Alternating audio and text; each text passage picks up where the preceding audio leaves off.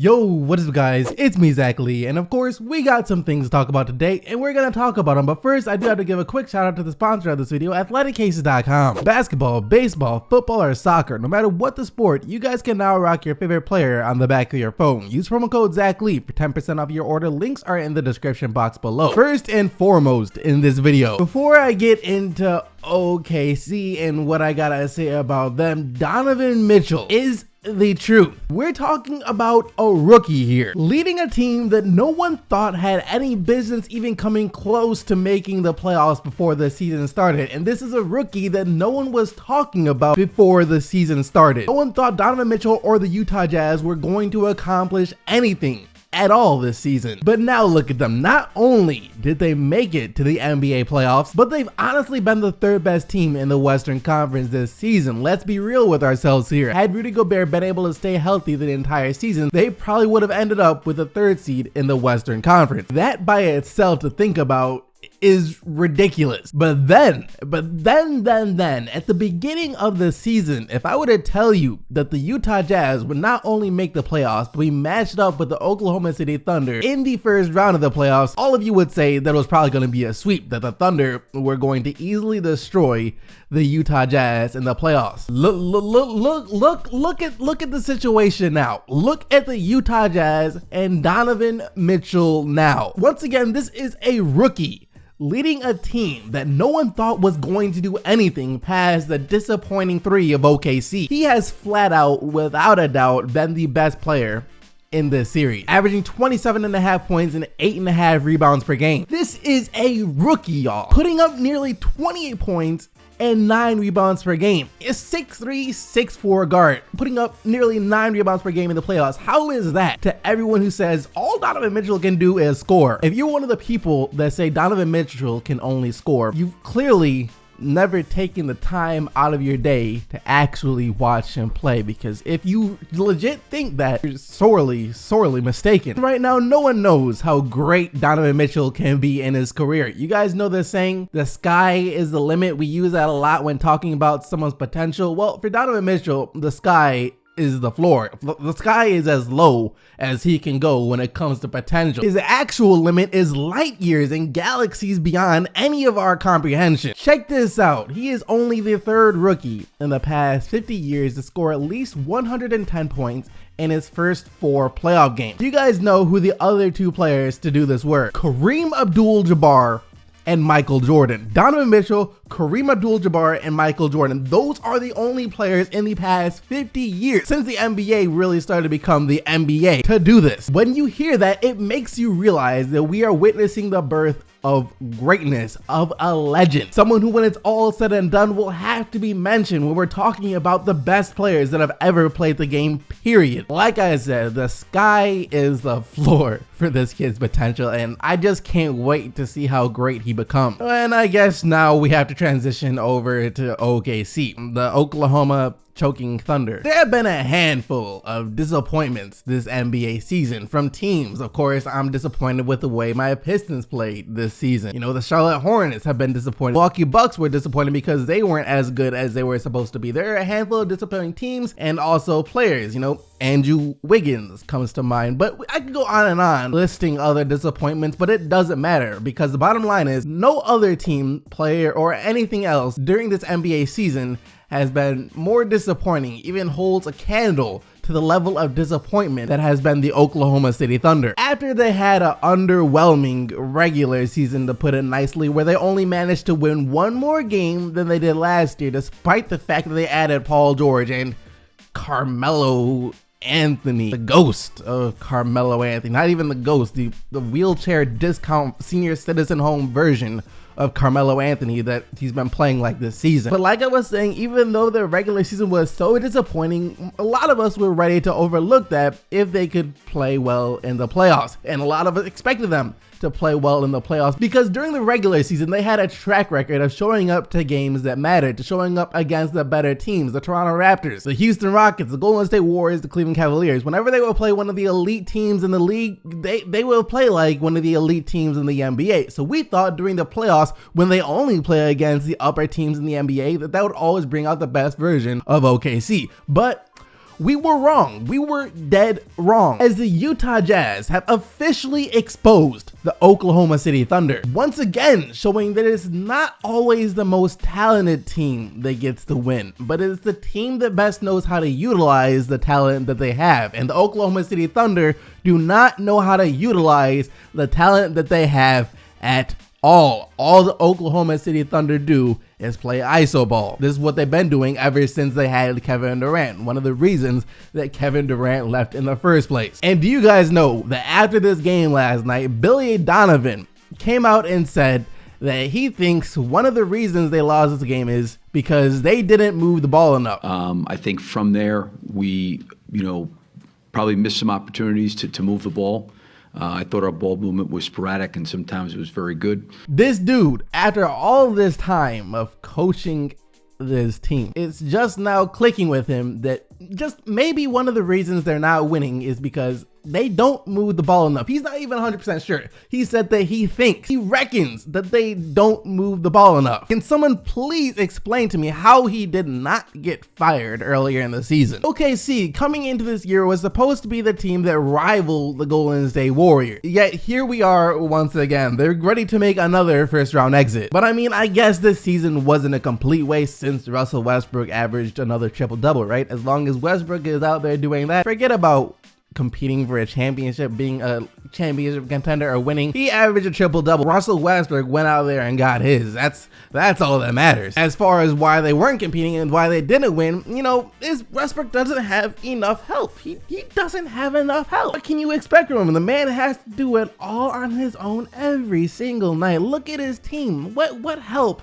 does Russell Westbrook have? Look, do you guys know what Russell Westbrook's problem is? The guy has a lot of talent. In my mind, the second most talented and athletic player in the NBA, right behind LeBron James. And he will go down as one of the most talented and athletic players to ever play the game, period. But his problem is the guy isn't a team player. He's not a good teammate on the court. Now here's where some people get it twisted. They think because he's not a good teammate that he doesn't care about winning. That's why in the final minutes of the game, if he's coming up towards a triple-double, maybe he's missing an assist, he will go out there and assist on it. If he has an open shot, he'll pass it up to try and get an assist. He'll try and force spoon feed some people, try and get an assist, which maybe results in a turnover. Or if he's like a rebound short of a triple-double, he will leave his man wide open, hope they miss a shot, stand under the rim so he can try and get the rebound to get a triple-double. So some people think he doesn't care about winning as much as he does fulfilling his own stats. But I don't think that's necessarily the case. See, I really do think Russell Westbrook cares about winning, and he cares about winning a lot. But the thing is with Russell Westbrook, he wants to win on his own terms. When he wins, he wants to let everyone know that he won. He wants to be the guy. He wants to be the guy, period. He doesn't want to sacrifice. He doesn't want to give anything up to win. He wants it all. Tries so hard to do everything on the court that sometimes he winds up doing more damage to the team than he does good. A prime example of this was yesterday. After OKC lost in game 3 and Rubio dominated in his matchup with Westbrook, Russell vowed not to let that happen again. And from the jump ball, you could see all of the aggression that Westbrook was playing with. He had a mindset coming into the game of, I'm going to destroy Rubio and destroy the Jazz so no one ever mentions how he played better than me again. And what was the result of all this aggression? You had a player that was playing like a bull in a china shop, which isn't a good thing. Hence why he picked up 4 fouls in the first half alone. And yes, Ricky Rubio did sell the call on some of these fouls, but it wasn't that hard for him to do when everyone that was watching this game, including the refs, could see how freaking aggressive Russell Westbrook was being. He was overplaying Ricky Rubio, and this is what happens when you overplay a player too much. And despite this, some people are still saying that Russell Westbrook did his job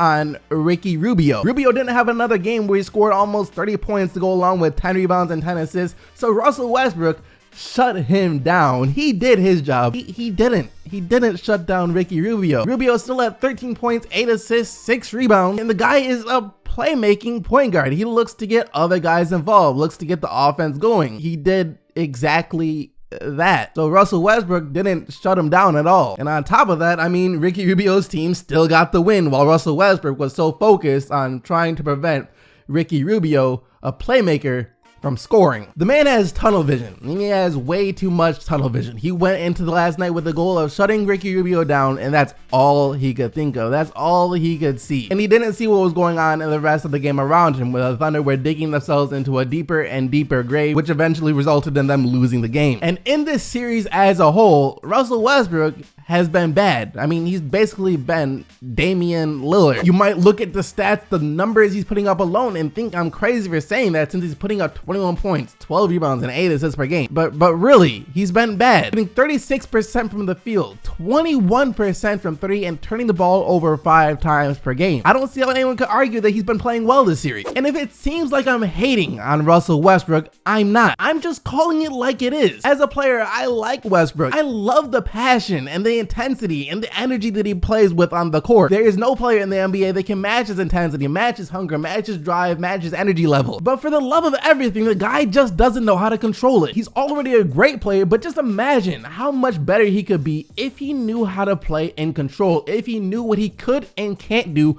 on the court. You guys don't know how close I get to punching a hole through my screen every time I see Russell Westbrook pull up for a transition 3. He doesn't understand that he actually does have weaknesses to his game. Anyways, that's it for Russell Westbrook. What this means for the Oklahoma City Thunder going forward though after they lose the series, because it's pretty much written in stone that they're going to lose the series now. Well, first and foremost, Billy Donovan has to go. That man is still the head coach of the Oklahoma City Thunder next season. OKC fans, y'all should boycott the games. I'm just keeping it like it is. Do not support a team that keeps Billy Donovan as their head coach. As for Paul George and him leaving, I think since they're about to lose in the first round, it's not hard at all to imagine him jumping ship, leaving for a different team. I don't care how great he says the relationship is with Russell Westbrook and Carmelo Anthony. If Kevin Durant left, Paul George will leave too. As for Carmelo Anthony, the Thunder are just stuck with that guy. He has a $28 million player option this summer, and we all know that no other team would even come close to paying Carmelo Anthony that much money, so he is for sure going to opt in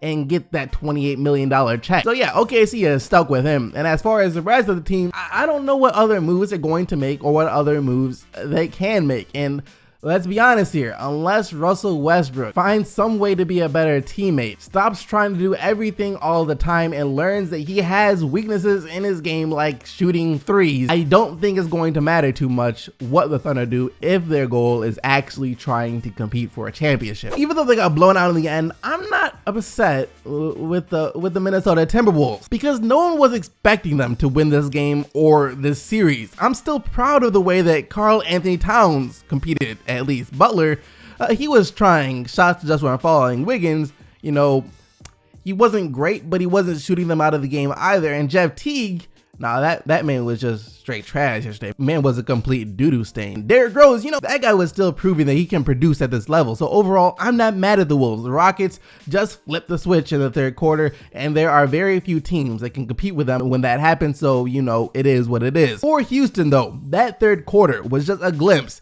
at what this team is capable of and why they are one of the most dangerous teams that the NBA has ever seen offensively. You can be right up there with them in the game, thinking that you have a chance to win 1 second, and then the very next, you look up at the scoreboard and see you're down 30 and the Rockets just drop a 50-point quarter on your head. Very, very, very few teams are capable of doing that. And the one thing about the Rockets is they are able to do it pretty much whenever. You never know when it's going to happen, but you always have to brace yourself for it to happen. That's scary to play against. I mean, they rival a fully healthy Golden State Warriors team in that aspect. The Warriors would always let the other team think they're in the game for maybe the first half or even the first 3 quarters if they're feeling generous, but then bada bing, bada boom, the game is over, you lost by 50, and you feel stupid for ever thinking you had a chance to win. That's why I really want to see a 7-game series between these two teams, the Golden State Warriors and the Houston Rockets. I think we will all be in for one of the most fun series that we have ever seen, assuming that these two teams do meet up in the Western Conference Finals. But that does it for this video though, guys. Hope you enjoyed. If you did, be sure to smack that like button. Let's aim for another 3,000 likes on this video, and subscribe to the channel so you don't miss out on more daily NBA videos. Thank you once again for watching though. I'll see all of you right back here tomorrow, but until then, keep getting the buckets, Team SGC, and I'm out of here. Peace!